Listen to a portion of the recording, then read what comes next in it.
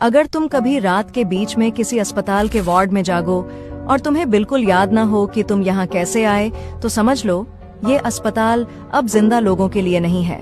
अगर तुम सुरक्षित वापस जाना चाहते हो तो इन नियमों का पालन करना।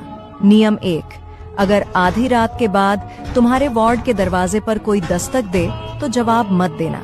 जब विजिटिंग आवर्स खत्म हो जाते हैं तो कोई भी दरवाजा खटखटा नहीं सकता।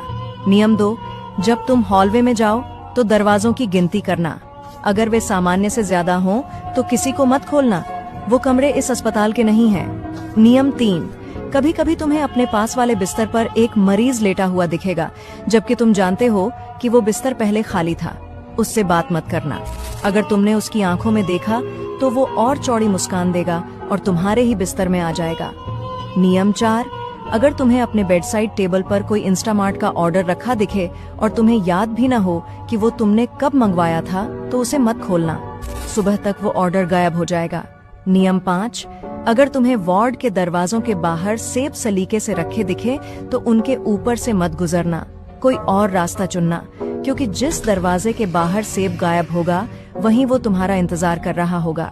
अंतिम नियम, जब सुबह राउंड्स की घंटी बजे तुरंत अपने कमरे से बाहर निकल जाना।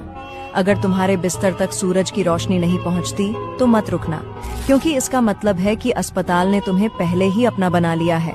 शुभकामनाएं।